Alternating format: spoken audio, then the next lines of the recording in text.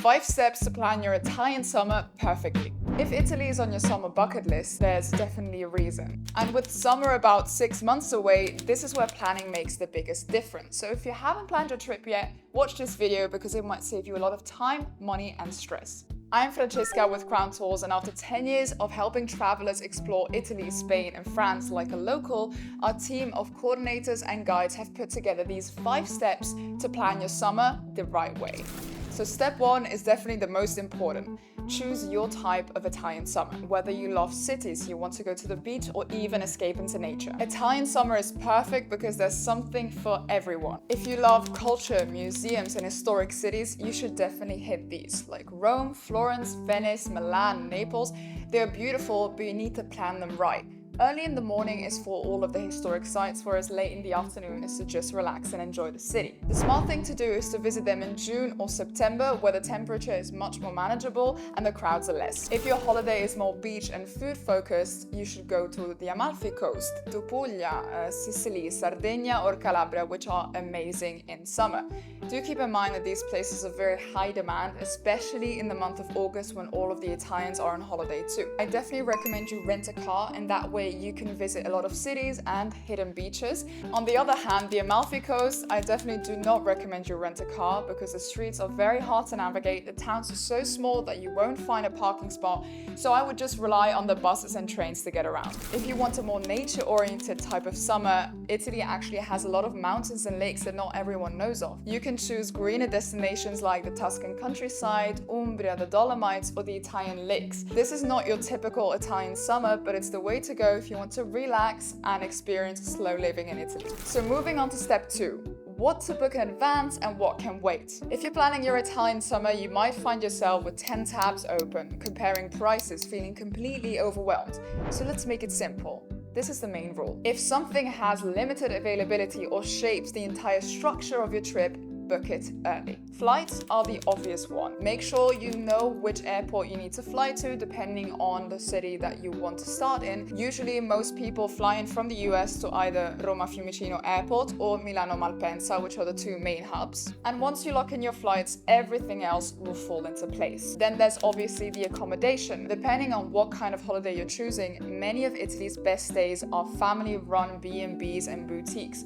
So if you're going to the beach or the mountains, those are definitely your best option, whereas for the main cities, the hotels are perfectly fine. Booking the high-speed trains is also very important. In Italy, there's 2 main companies, Italo Treno and Trenitalia. If you do this in advance, you will get the best departure times and the prices will be much cheaper than if, for example, you book it a day ahead. Last but not least, the major attractions. Especially if you're visiting the cities like Rome and Florence, you want to book your Colosseum, your Vatican, the Uffizi galleries way in advance.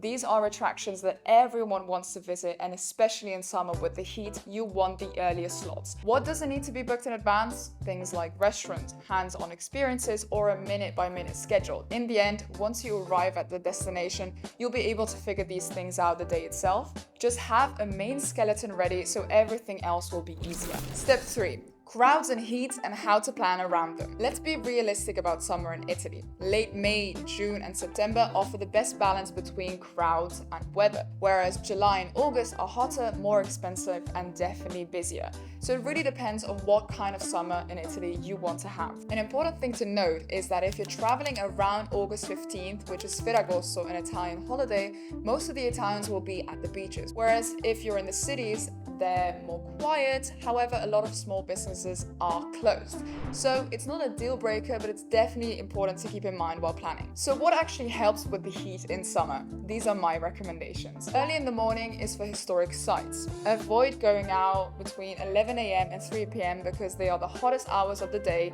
You just want to have lunch, maybe take a nap and rest. Then you should slow down geographically.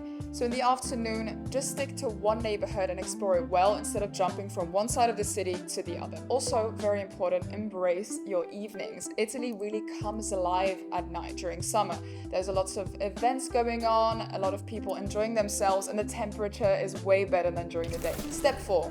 Don't try to see everything. Italy is not a country you rush through, especially during summer. For a 10 to 14 day trip, 3 or 4 bases is enough, especially if you're very organized. You don't want to constantly pack or think about the next day. You actually want to enjoy the places that you visit. If you've come this far and you're finding the video useful, subscribe to our YouTube channel. We've got many more videos coming up. And if you're traveling to Rome, we actually have 2 videos with detailed itineraries to help you out. Last but not least, step 5.